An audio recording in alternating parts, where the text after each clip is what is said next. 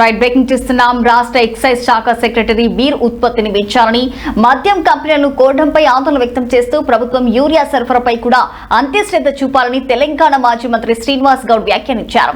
Excise శాఖ కార్యదర్శి వేసవిలో బీర్లకు పెరుగుతున్న డిమాండ్ను దృష్టిలో ఉంచుకొని ఉత్పత్తిని పెంచేందుకు మద్యం కంపెనీల చుట్టూ తిరుగుతున్నారని, స్వాతంత్ర్యం వచ్చిన తర్వాత ఇలా జరగడం ఇదే మొదటిసారి అని శ్రీనివాస్ గౌడ్ ఆరోపించారు. ప్రభుత్వానికి రైతుల యూరియా అవసరాలపై కూడా ఇలాంటి శ్రద్ధ ఉంటే బాగుండేదని, యూరియా కొరతతో రైతులు పడుతున్న ఇబ్బందులను ఆయన ప్రస్తావించారు.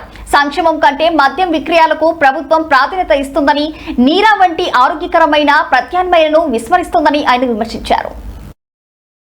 మరి డిమాండ్ తగ్గట్ల బీరు ఉండాలి అని చెప్పి ఈ రాష్ట్రంలో అనుకుంటా ఒక సెక్రటరీ కమిషనర్ పోయి కంపెనీలకు వెళ్ళి బీరు బాగా తయారు చేయండి, ఎక్కువ స్టాక్ పెట్టండి అని చెప్పినటువంటిది స్వాతంత్ర్యం వచ్చినప్పటి నుంచి ఇప్పటి వరకు ఒక సెక్రటరీ పోయి బీర్ కంపెనీకి తయారు చేయండి అని చెప్పే సందర్భాలు అయితే కనపట్లేదు. తాగడానికి బీరు తాగడానికి విస్కీ తాగడానికి స్టాక్ ఫుల్ తయారు చేయండి అని చెప్తున్నారు. కానీ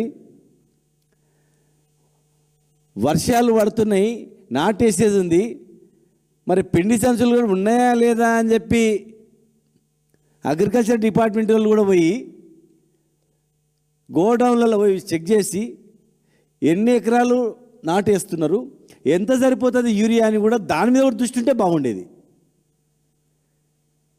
చేను కోతకు వచ్చింది, మరి ఇన్ని వేల లక్షల ఎకరాలు వరి వేసిండ్రు, ఇంత ధాన్యం వస్తుంది, ఇన్ని క్వింటాల ధాన్యం వస్తుంది, దానికి సరిపోయేటువంటి బస్తాలు ఉన్నాయా లేదా అని కూడా చెక్ చేసి ఉంటే బాగుండే. నిన్న ఎక్సైజ్ కమిషనర్ గారు, ఎక్సైజ్ సెక్రటరీ